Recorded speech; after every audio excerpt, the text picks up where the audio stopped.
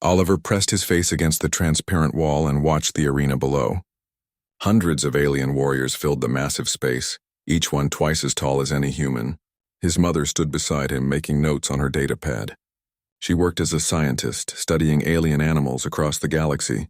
"Why can't humans go down there?" Oliver asked. His mother sighed. "Because the Council says we're too weak, sweetie. Only strong species can bond with battle beasts." Oliver didn't think that was fair, but he kept watching. One by one, young alien warriors walked to the center of the arena. Massive creatures emerged from holding pens around the edges. A lizard-like alien bonded with something that looked like a tiger made of shadows. A bird creature paired with a flying serpent covered in glowing scales. Each bonding created a flash of blue light when the warrior and beast touched minds. Commander Drax stood in the observation area near Oliver and his mother. The reptilian warrior had scales like armor and eyes that could spot movement from a kilometer away. He looked at Oliver and made a hissing laugh. "Humans watching what real warriors do," Drax said. "Maybe you learned something, Softskin." Oliver's mother put a hand on his shoulder, keeping him quiet. Oliver clenched his fists but said nothing. He had heard worse from other aliens during their 3 months on this planet. The ceremony continued for hours. Then alarms started blaring. Red lights flashed throughout the observation deck. An announcement echoed through speakers in a language Oliver was learning to understand. "Containment breach in Cargo Bay 7. Earth fauna transport compromised. All personnel evacuate." His mother grabbed his hand. "We need to leave now." But Oliver pulled free and ran to the window. Below in the arena, warriors scattered in all directions. Their bonded beast roared and shrieked, backing away from something. Oliver squinted to see what scared them so badly. A small animal trotted into the center of the arena. It had black and white fur, a flat head, and short legs. It looked almost cute compared to the massive creatures around it. Oliver recognized it immediately from pictures in his mother's research files. "That's a honey badger," he whispered. The honey badger they called Rusty had been part of a shipment of Earth animals his mother's team brought for study. It walked across the arena floor like it owned the place. A shadow panther 3 times its size lunged at it. Rusty rolled, bit the panther's leg, and the huge predator yelped and ran away. A plasma bear tried next. Rusty climbed up its side and bit its ear. The bear crashed into a wall trying to shake the small creature off. Warriors fled toward the exits. Their battle beasts, creatures bred for warfare across a dozen worlds, wanted nothing to do with the honey badger. High Chancellor Varys, the bird-like alien who led the Galactic Council, shrieked orders into a communicator. "Tranquilize it. Use the stun nets. Get that creature contained." But Rusty moved too fast. Guards fired stun weapons that missed. Nets fell on empty floor. The honey badger seemed to enjoy the chaos, making strange chattering sounds as it chased a warrior twice Oliver's mother's size. Oliver made a decision. Before his mother could stop him, he slapped the door control and ran down the stairs leading to the arena floor. His mother shouted after him, but he kept running. His heart pounded, but he wasn't afraid. He had grown up around animals back on Earth. His grandmother ran a wildlife rescue center. Oliver knew the first rule: never run from an animal and never act scared. He walked slowly into the arena. Rusty had cornered 3 warriors against a wall. They held their weapons but seemed too terrified to use them. Oliver pulled a protein bar from his pocket. His mother always made him carry snacks. "Hey, Rusty," Oliver said softly. He unwrapped the protein bar and held it out. "You hungry?" The honey badger turned. Its dark eyes fixed on Oliver. The arena fell silent. Everyone watched. Oliver could hear his mother screaming his name from somewhere above, but he focused on the animal in front of him. Rusty approached slowly, sniffing the air. Oliver crouched down, making himself smaller, less threatening. The honey badger came closer, nose twitching. It grabbed the protein bar and ate it in 3 bites. Then it did something strange. It sat down in front of Oliver and made a soft churring sound. Oliver reached out carefully and touched the honey badger's head. The moment his fingers made contact, blue light exploded around them both. Pain shot through Oliver's skull, then faded to a warm, tingling sensation. He could feel something new in his mind, like a second set of emotions that weren't his own. Curiosity, satisfaction, loyalty. These feelings came from Rusty. The bond had formed. Oliver stood up. Rusty sat beside him, looking up with an expression that seemed almost proud. The warriors who had been cowering against the wall stared with open mouths. Guards lowered their weapons. High Chancellor Varys glided down from the observation deck on mechanical wings, followed by Commander Drax and a dozen council members. "Impossible," Varys said. "Humans cannot bond with battle beasts. Our tests showed conclusively." "Your tests were wrong," Oliver's mother interrupted, running up beside her son. She knelt and hugged Oliver tight, then looked at the council. "The bond has formed. You all saw it. By your own laws, it must be recognized." Commander Drax circled Oliver and Rusty, his reptilian face unreadable. The human child bonded with the creature that terrified every warrior in this arena, with the one beast that would not submit to any of our people. He looked at Chancellor Varys. "The law is clear. The bond is sacred." Chancellor Varys's feathers ruffled in agitation. "This changes everything. If humans can bond, if they can control earth beasts like this one..." The Chancellor trailed off, thinking. "Very well. The bond is recognized. But the human child and his beast must enter training. We will see if this is merely luck or if humans truly belong among warriors." Oliver felt Rusty's emotions through their link. The honey badger wasn't scared of training. It wasn't scared of anything. Oliver realized with a start that he wasn't scared either anymore. Something had changed when they bonded. He could feel Rusty's absolute fearlessness flowing into him. "We'll do the training," Oliver said. His voice came out stronger than expected. His mother looked worried but proud. "I'll be with you every step." Commander Drax made that hissing laugh again, but this time it sounded different. Almost respectful. "This will be interesting, Softskin." "Very interesting." Oliver reached down and scratched behind Rusty's ears. Through their bond, he felt the honey badger's contentment. They had found each other, and nothing would separate them now. The galaxy didn't know it yet, but everything had just changed. Above them, automated cameras recorded everything. Within hours, the footage would spread across 1,000 worlds. A human child and an earth animal had done the impossible. The questions would come soon enough. For now, Oliver just held on to his new friend and tried not to think about how much his life had just transformed. Sweat dripped down Oliver's face as he dodged another attack. The training dummy swung a padded club at his head. He rolled under it, feeling Rusty's presence in his mind urging him to move faster. 3 months had passed since the bonding ceremony. 3 months of waking before dawn and training until his muscles screamed. The War Academy on Sentinel Prime looked like a fortress carved from black stone. Towers reached toward purple clouds. Training fields stretched for kilometers in every direction. Oliver shared these fields with 200 alien warriors and their bonded beasts. Most of them still treated him like a joke. Instructor Talon watched from the edge of the combat circle. The old warrior had 4 arms and skin like tree bark. He had trained bonded pairs for 40 years. "Again," Talon said. "Your footwork is sloppy." Oliver reset his position. His arms ached. The training sword felt heavy. He was 8 years old and stood barely as tall as most aliens' waists. But he had learned something important during these months. Size didn't matter as much as timing. Rusty sat outside the circle, watching intently. Through their bond, Oliver felt the honey badger's thoughts. Not words exactly, but feelings and images. Rusty showed him where to move, when to strike, how to use his small size as an advantage. The training dummy attacked again. This time Oliver didn't dodge. He stepped inside its reach, too close for the club to hit him properly. He struck at the dummy's knee joint. The construct wobbled and fell. "Better," Talon said. "You learn quickly for a human."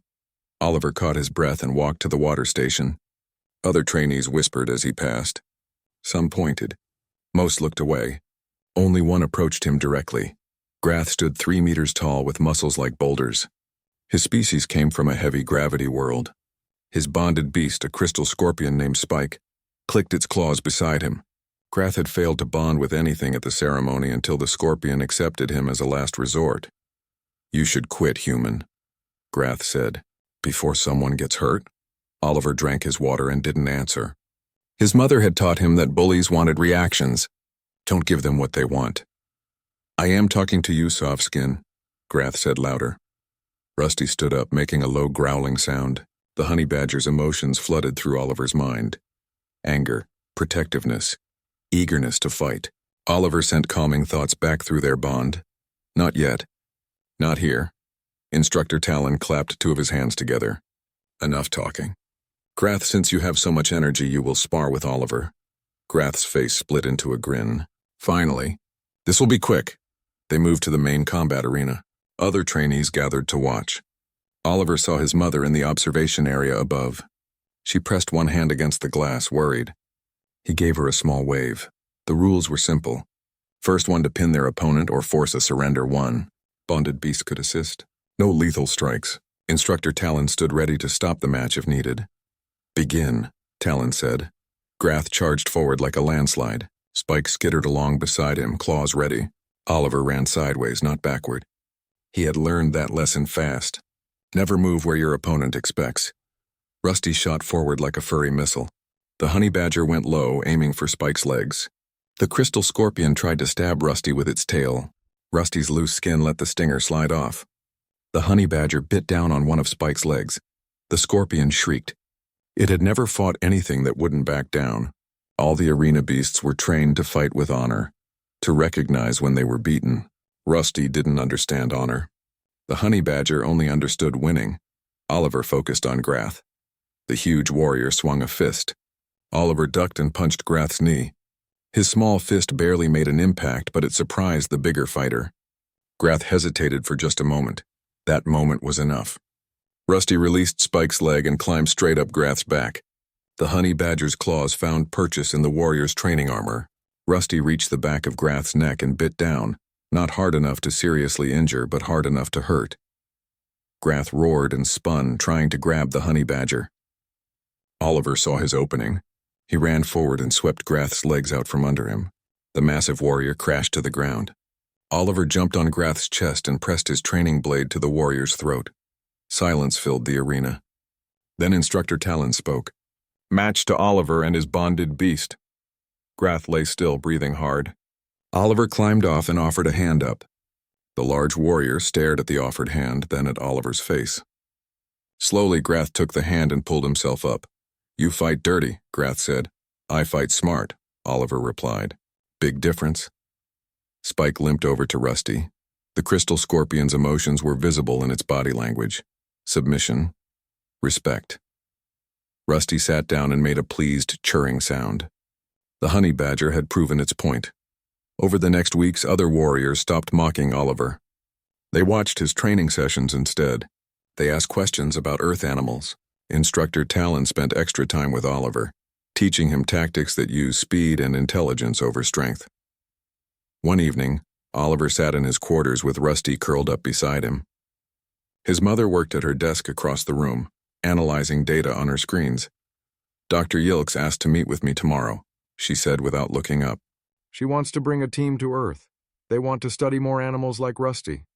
Why? Oliver asked, scratching behind Rusty's ears. His mother turned to face him. Because every warrior here is talking about Earth beasts now. They want to know what else your planet has. Some want their own bonds with Earth animals. Oliver felt conflicted. Part of him liked that humans were finally being taken seriously.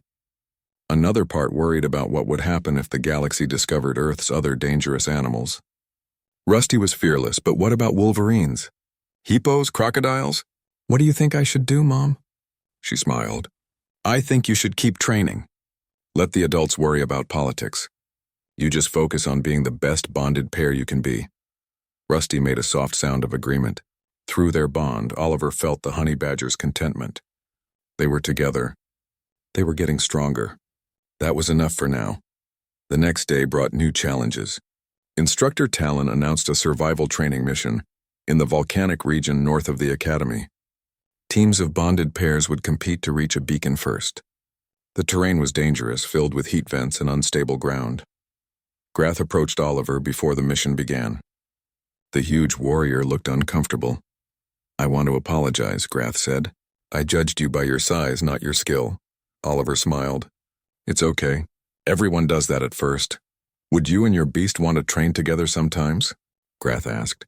Spike could learn from Rusty's aggressive approach. Oliver extended his hand. Grath shook it carefully, mindful of not crushing the smaller human's fingers. It was the beginning of an unexpected friendship. As Oliver prepared for the survival mission, he realized something important. He had come to this academy expecting to prove humans could fight. Instead, he was learning that fighting wasn't just about strength. It was about thinking, adapting, and working with your partner. Rusty had known that all along. The honey badger never cared about being the biggest or the strongest. Rusty only cared about never giving up. Oliver climbed onto the transport vehicle beside Grath and Spike. Rusty jumped into his lap, ready for the next challenge. Whatever came next, they would face it together. The galaxy was starting to learn what Earth animals already knew. Sometimes the fiercest warriors came in small packages, and sometimes a human child and a honey badger could change everything. Rain hissed against Oliver's helmet visor, each drop leaving small burn marks on the transparent surface. Acid rain. His mother had warned him about this place before they deployed. Planet Crixus 9 sat on the border of controlled space, a world where volcanoes spat lava into toxic skies and the air could melt unprotected skin. Oliver crouched behind a broken piece of machinery, watching the evacuation zone ahead. Civilian ships landed and took off in a desperate rhythm. Families ran across open ground toward the transports, carrying whatever they could save. Somewhere beyond the volcanic ridge, the Ravager horde advanced. Rusty pressed against Oliver's leg, the honey badger's fur protected by a specially designed suit that his mother's team had made. Through their bond, Oliver felt Rusty's alertness. The honey badger sensed danger coming. "Stay close," Oliver whispered. 6 months had passed since the training accident that had killed 3 warriors and their beasts in what everyone called the fire caves. 6 months since the academy decided Oliver and Rusty were ready for real combat despite Oliver being only 9 years old. 6 months since the Ravager attack started.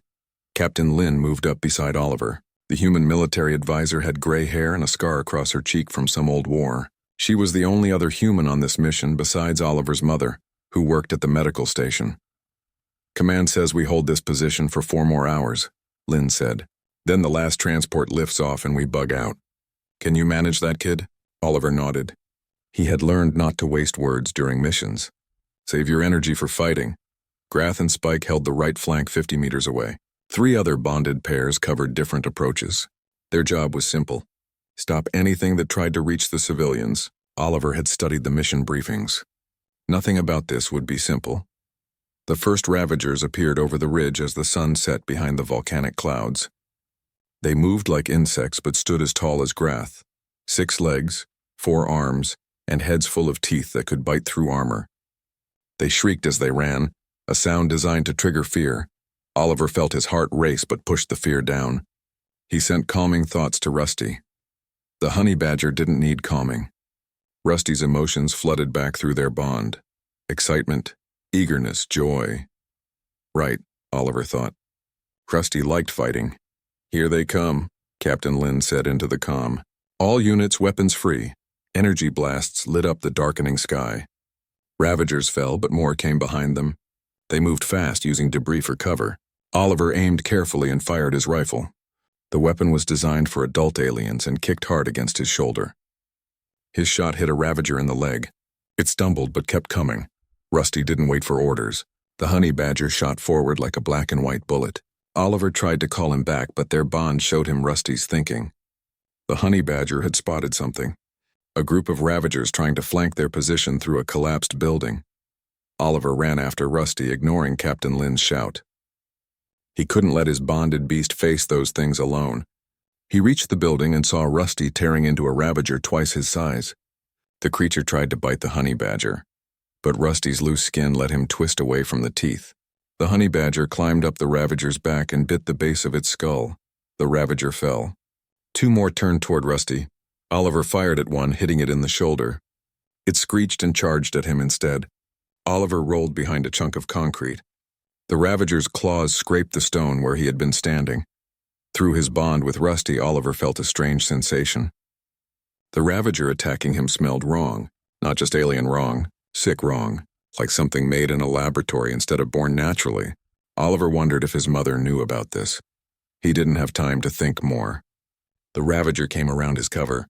Oliver fired point blank into its face. It dropped, twitching. Rusty finished off the second Ravager and came back to Oliver's side. "Good boy," Oliver said, knowing the honey badger couldn't understand words, but felt the emotions behind them through their bond. They returned to the main defensive line. The battle continued for hours. Waves of Ravagers kept coming. Oliver's arms ached from firing his rifle. His throat burned from breathing the filtered air. Twice, Ravagers got close enough that he had to use his combat knife. Both times, Rusty saved him by attacking from unexpected angles. The other bonded pairs struggled. Their beasts were powerful but trained for honorable combat. Ravagers didn't fight with honor. They fought to kill, using tactics that confused the Academy-trained creatures. A Shadow Panther tried to retreat from 3 Ravagers and got surrounded. Its warrior had to call for help. Rusty fought like he had been born for this. No retreat, no hesitation. Just constant aggressive pressure. Oliver realized why the honey badger worked so well in this situation. Rusty had evolved on Earth, where survival meant fighting things bigger and more dangerous than yourself. The honey badger didn't know how to give up. 4 hours became 5, then 6. The last transport was delayed because too many civilians still needed evacuation. Oliver's rifle overheated. He switched to his backup weapon, a plasma pistol designed for close combat. A Ravager broke through their defensive line. It ran straight toward the evacuation zone where families huddled behind force shields. Oliver didn't think. He jumped onto its back like he had seen Rusty do 100 times. The creature bucked and spun, trying to throw him off. Oliver held on with one hand and fired the plasma pistol with the other. The shots burned through the Ravager's hide. It collapsed, throwing Oliver forward. He hit the ground hard, his helmet cracking. Rusty appeared beside him, checking him over with worried sniffs. Through their bond, Oliver felt the honey badger's concern. "I'm okay," Oliver said, though his ribs hurt badly. Captain Lin pulled him to his feet. "That was either very brave or very stupid, kid." "Maybe both," Oliver admitted. Finally, the last transport lifted off. The evacuation was complete. Captain Lin gave the order to fall back to their own ships. The bonded pairs retreated in formation, covering each other. Oliver and Rusty brought up the rear with Grath and Spike. As they boarded their transport, Oliver collapsed into a seat. Rusty jumped up beside him, and despite regulations, Oliver let the honey badger stay. He was too tired to care about rules. His mother found him there 10 minutes later. She checked his injuries with quick professional movements. Cracked ribs, bruises. Nothing serious for someone who had just survived their first real battle. "You saved a lot of lives today," she said quietly. "All of you." Oliver looked around the transport. The other warriors sat in silence, exhausted. Their beasts lay at their feet, some injured, all tired. They had held the line. 200 civilians had escaped because of them. But Oliver couldn't stop thinking about what he had sensed through his bond with Rusty. The Ravagers smelled wrong. Made wrong, like somebody had built them in a laboratory for the specific purpose of killing. He wanted to tell his mother, but sleep took him first. He dreamed of creatures with too many teeth and the smell of things that should never have been created. When he woke up 3 hours later, the transport was entering orbit around a medical station. Captain Lin stood at the front of the transport addressing the warriors. "Command is calling this mission a success. You all performed above expectations, especially our youngest member." The other warriors looked at Oliver. Some nodded with respect. Grath gave him a tired smile. Oliver felt embarrassed by the attention. What he didn't know was that Command had recorded everything. The footage of a 9-year-old human boy and a honey badger holding off Ravagers for 6 hours was spreading across military networks. Questions were being asked at the highest levels of the Galactic Council. If one human child and one Earth animal could fight like this, what could humanity do if they truly went to war? And why did the Ravagers seem so afraid of the honey badger that they tried to avoid it whenever possible? Oliver and Rusty had discovered something important, even if they didn't understand it yet. Some creatures in the galaxy were made to fight with honor. Others were made in laboratories to spread fear. But Earth animals? They were made by evolution itself, shaped by millions of years of surviving on a planet where everything wanted to kill you. The Ravagers were about to learn what that meant. Oliver stared at the aliens arguing in his living room and wished they would leave. High Chancellor Varys perched on the sofa, feathers ruffled in agitation. Commander Drax stood by the window watching the street outside. 3 other council members crowded the small space. Outside, news drones filmed everything, hoping for a glimpse of the famous human boy and his honey badger. Rusty hid under Oliver's bed, sending annoyed feelings through their bond. The honey badger didn't like crowds or politics. Neither did Oliver. "The Galactic Council formally requests that Earth join our alliance," Chancellor Varys said for the 3rd time. "We need your world's resources. Your warriors. Your animals. President Okoye sat across from the Chancellor. She represented Earth in these negotiations. A tall woman with sharp eyes, she had flown in from Geneva for this meeting. And in return, you offer us what? Protection we don't need? Technology we can develop ourselves? You rejected humanity for years. Now you want us because one child succeeded where your warriors failed. The Chancellor's feathers smoothed slightly. We may have underestimated your species. We wish to correct that mistake. Oliver's mother brought tea for the guests. She caught Oliver's eye and gave him a look that said, "Be patient." He had learned that look well over the past year. Everything had changed after the battle on Crixus 9. Suddenly, everyone wanted to talk to Oliver. News agencies, politicians, scientists, other warriors who wanted to know how a human and an Earth animal could fight so effectively. The worst part was the fame. Oliver couldn't go outside without drones following him. Kids at the human settlement school treated him differently now. Some wanted to be his friend just because he was famous. Others were jealous or scared of Rusty. "I don't want to be a symbol," Oliver said quietly. Everyone in the room turned to look at him. He hadn't meant to speak out loud. President Okoye smiled kindly. "Unfortunately, Oliver, you already are. The question is what we do about it." Over the next weeks, Earth's governments debated while alien delegations toured the planet. Oliver watched news coverage of aliens visiting Africa, South America, Australia. They wanted to see Earth's animals in their natural habitats. What they found terrified them. One team went to Botswana to study elephants. A bull elephant charged their vehicle because they got too close to a calf. The aliens called it a monster. Humans called it a protective parent. Another delegation visited a crocodile sanctuary in Australia. They watched a saltwater crocodile catch a wild boar and pull it underwater. The aliens looked sick. How could humans live on a planet with such creatures? The viral videos came next. Someone had compiled footage of Earth animals that aliens found horrifying. Hippos crushing metal drums with their jaws. Cassowaries kicking through wooden boards. Wolverines fighting bears. Shrews eating 3 times their body weight in a day. One scientist in the delegation, Dr. Yilks, presented a report to the council. Oliver watched the presentation with his mother. "Earth is classified as a Class 9 death world," Dr. Yilks said to the assembly. "The biodiversity indicates constant evolutionary pressure. Most planets develop 1 or 2 apex predators. Earth has dozens. The animals here aren't just dangerous. They evolved to survive in an environment of extreme competition." Images showed Earth's varied biomes. Deserts where animals survived with no water. Frozen tundras where creatures hunted in darkness. Oceans deeper and more pressured than most alien species could imagine. The honey badger represents typical Earth survival strategies, Dr. Yilks continued. Aggression, fearlessness, adaptability, and refusal to submit. Humans evolved alongside these creatures. The question we must ask ourselves is whether humans are the most dangerous Earth animal of all. That statement caused chaos in the council chambers. Some aliens insisted humans were still weak compared to warrior races. Others argued that any species evolving on a death world must have hidden strengths. Oliver didn't feel strong. He felt tired and confused. He wanted to go back to training with Rusty, to the simple days when their biggest worry was passing Instructor Talon's combat tests. Earth's governments finally reached a decision. President Okoye made the announcement on global networks. Oliver watched with his mother and Rusty. After careful consideration, Earth will join the Galactic Alliance under the following conditions. First, no mandatory military service for any human. All participation is voluntary.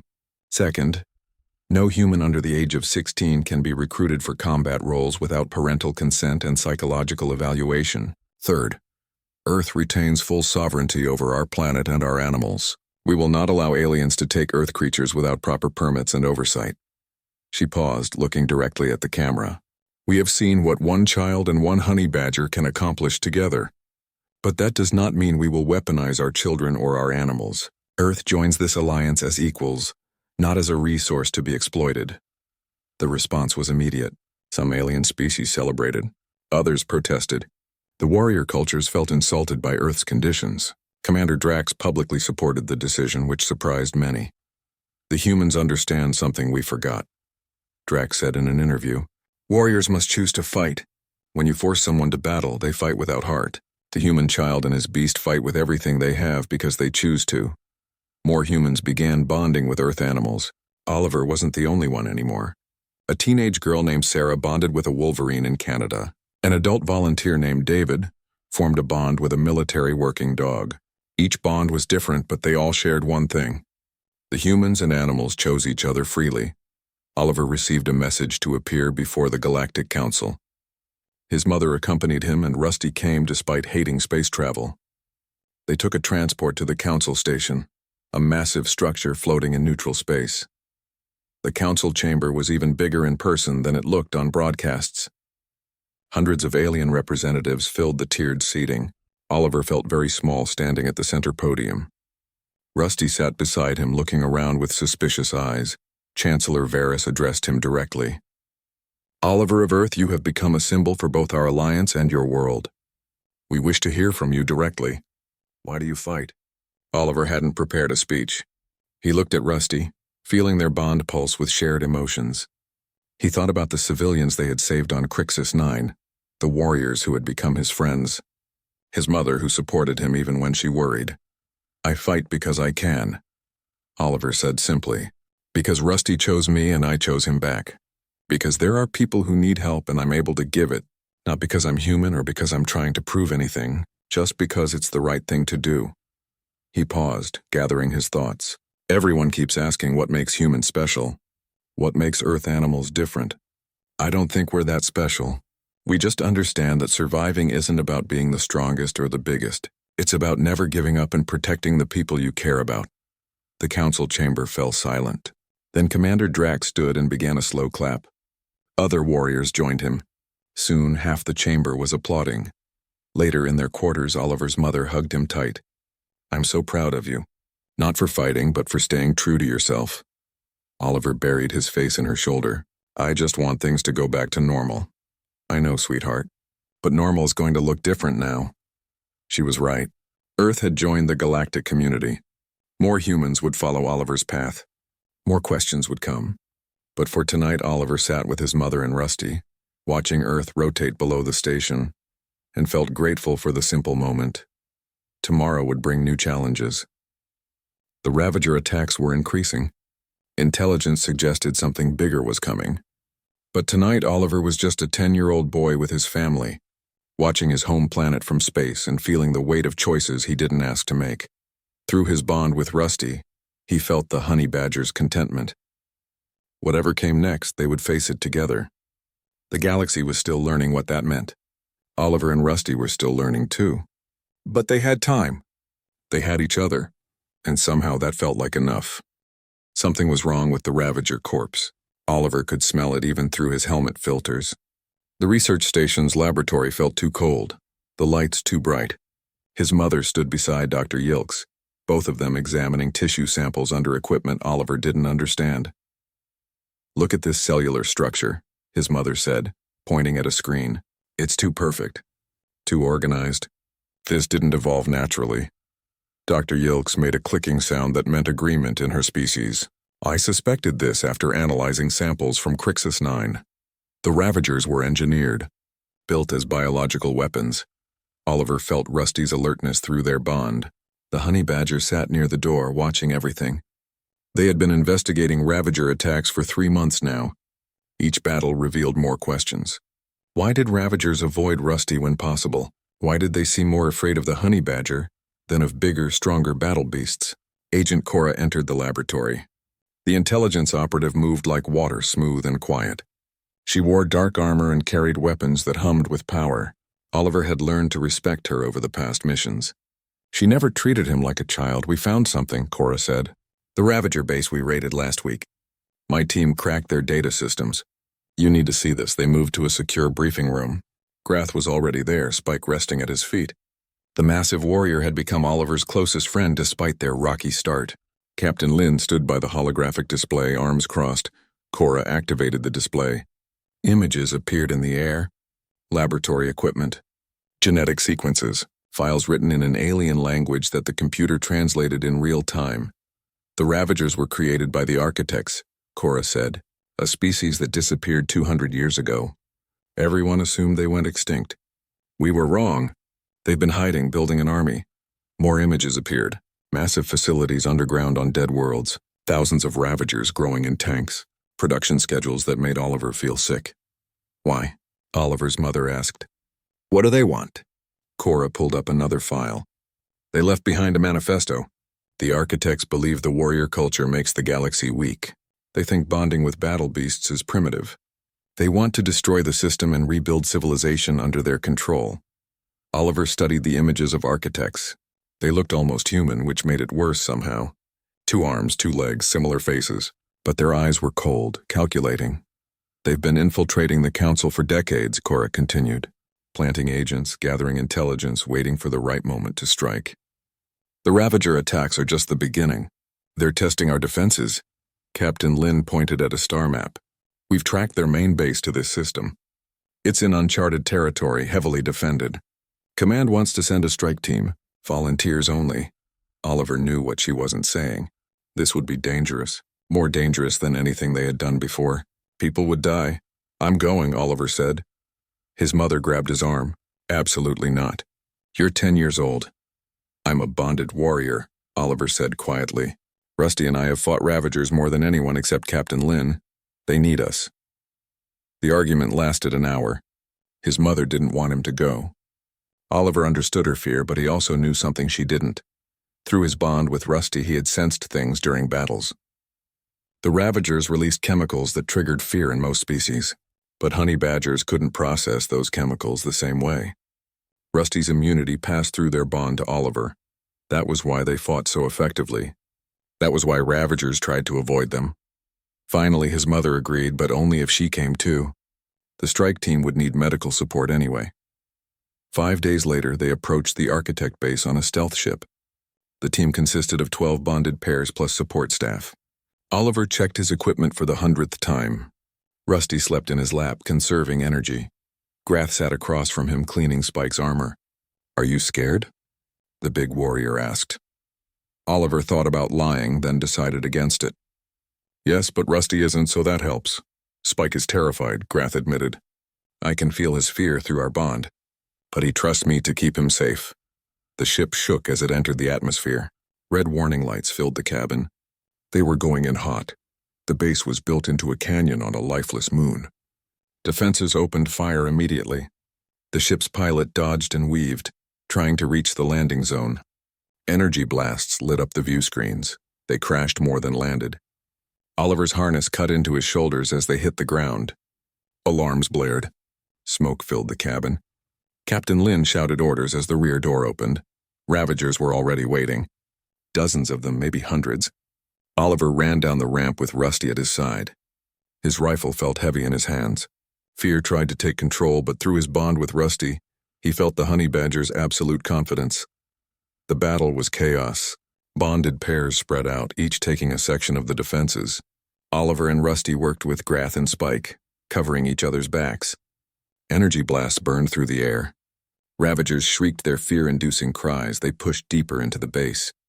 The facilities were massive, much bigger than intelligence had suggested.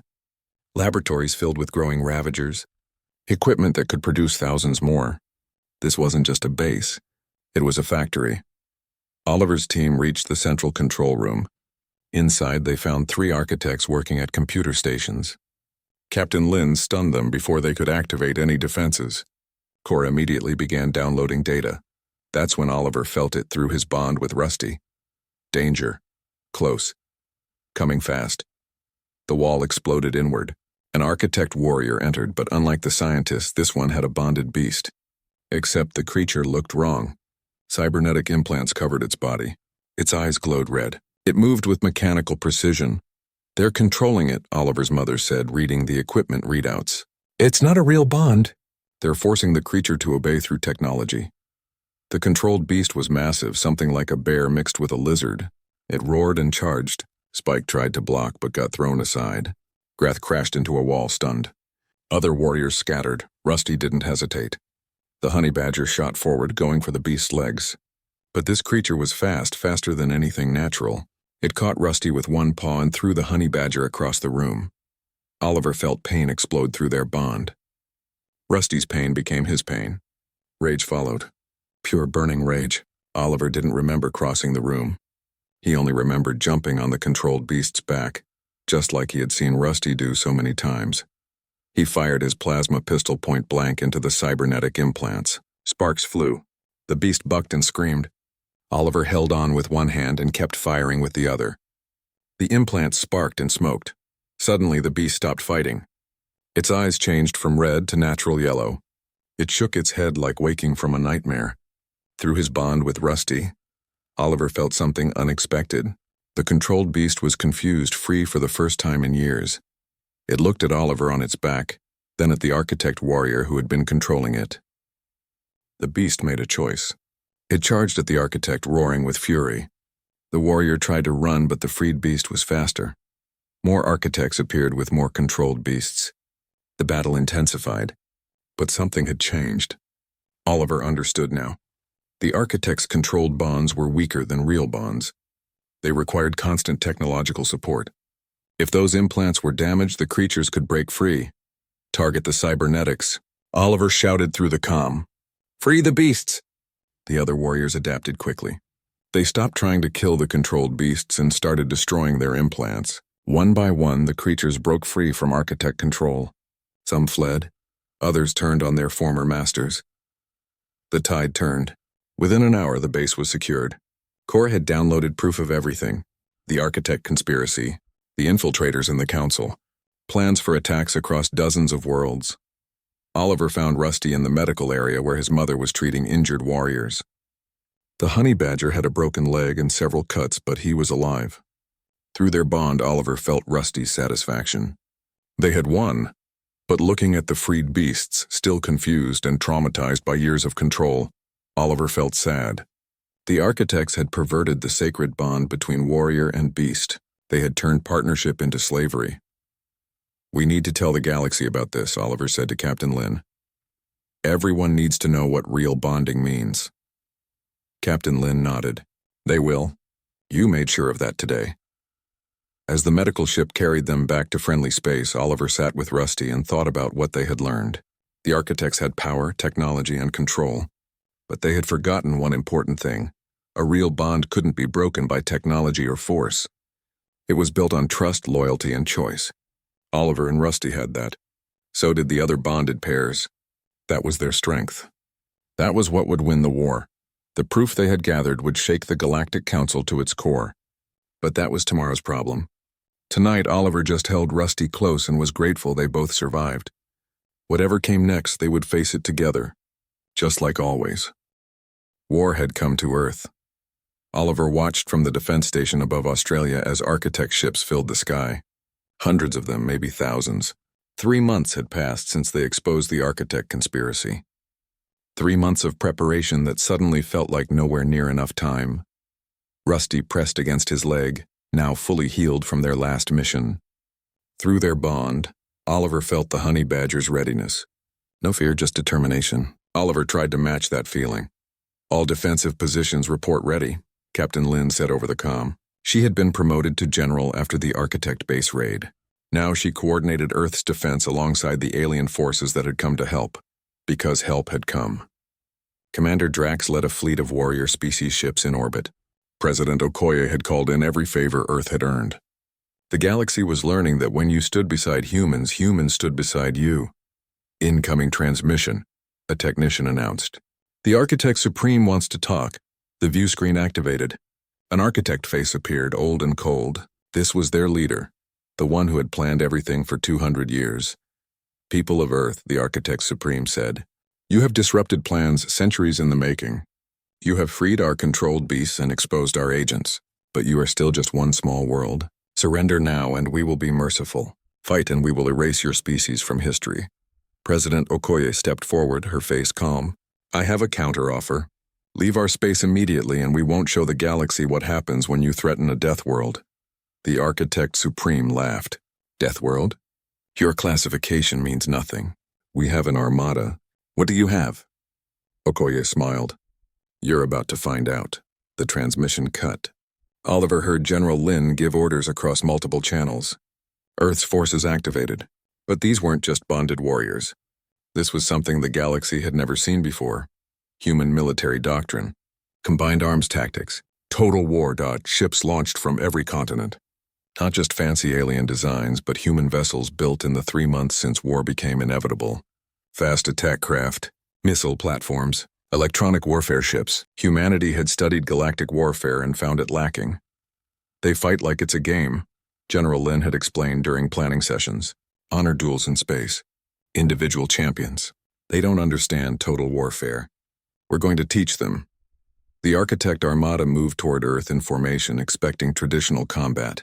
Human ships scattered in patterns that looked random but weren't.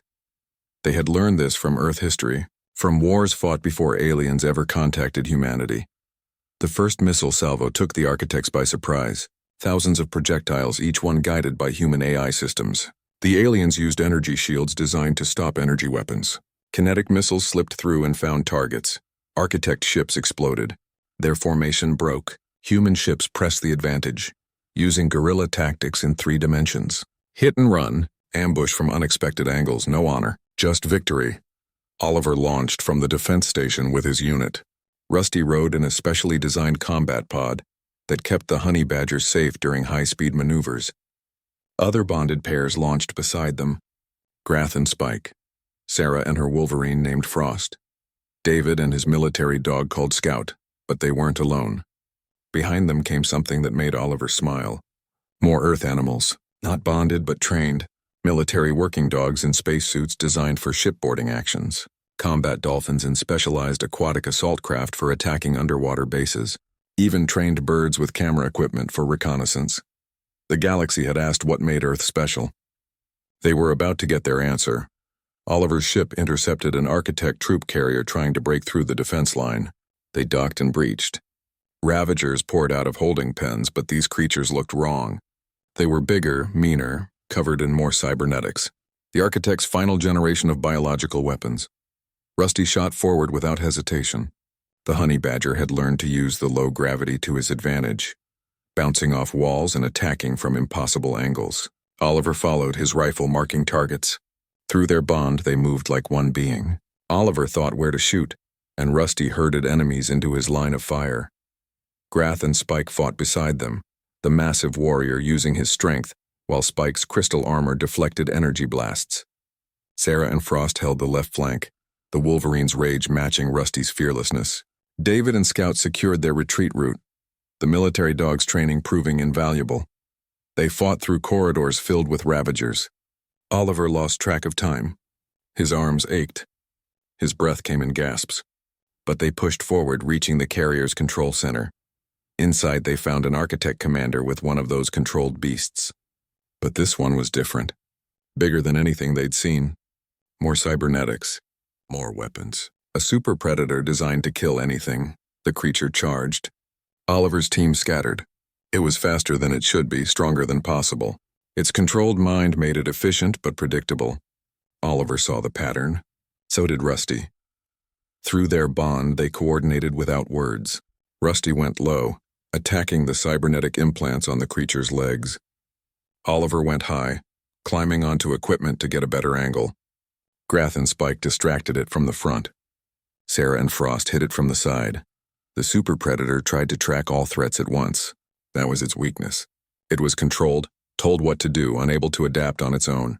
Oliver fired at the main control implant on its head. The shot connected. Sparks flew, the creature stopped. Its eyes changed from red to natural colors. Confusion flooded its mind as the cybernetics failed. For the first time in its existence, it was free to choose.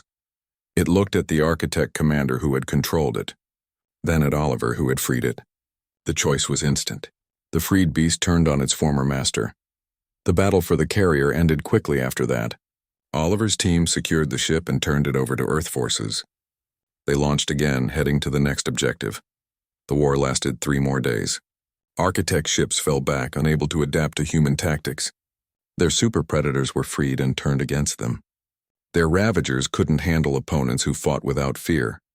On the 3rd day, the Architect Supreme called for a ceasefire. President Okoye, General Lin, and Commander Drax negotiated terms. The Architects would surrender. Their infiltrators would be removed from the Council. Their biological weapons would be destroyed or freed. Oliver watched the signing ceremony from Earth, Rusty asleep beside him after 3 days of constant fighting. His mother sat on his other side, one arm around his shoulders. "It's over," she said quietly. Oliver wasn't sure about that. The architects had surrendered, but the galaxy had changed. Earth was now a major power. Humans were recognized as warriors. Other species were studying Earth tactics and animals. "What happens now?" Oliver asked. General Lin answered, having approached quietly. "Now we rebuild. The Council wants to restructure how bonding works. Instead of dominance and control, they want to teach partnership. You and Rusty will help train the next generation." Oliver looked at Rusty, feeling their bond pulse with shared contentment. They had started this journey 3 years ago when a curious boy met a fearless honey badger. Now they had changed the galaxy. But Oliver was still only 10 years old. Part of him wanted to go back to being a normal kid. Another part knew that was impossible now. He was a symbol, a teacher, a warrior. "Can I have some time off first?" he asked. General Lin smiled. "Yes, you've earned it." 1 month later, Oliver stood in the new training academy on Earth. The building was designed to accommodate both humans and aliens. Young warriors from a dozen species trained alongside humans. Their bonded beasts played together in the exercise yards. But these bonds were different. No control, no force, just partnership. Oliver and Rusty had proven that the strongest bonds came from choice and mutual respect. The galaxy was finally learning that lesson. Grath approached, Spike walking beside him. The big warrior had become an instructor too. "Ready for today's class?" he asked. Oliver nodded. Together they walked to the training field where young warriors waited. Some had already bonded with Earth animals. Others were still learning. Oliver saw wonder in their eyes when they looked at Rusty. "Today we're going to talk about what it means to be bonded partners," Oliver began. "It's not about control or power. It's about trust, about understanding, about choosing each other every single day." Rusty sat beside him, making soft sounds. Through their bond, Oliver felt the honey badger's pride. They had come so far together. From a chaotic ceremony where a small boy calmed an escaped animal, to battles across the galaxy, to teaching others what they had learned. The galaxy had feared nothing until a honey badger chose a human child. But that fear was misplaced. What they should have felt was respect.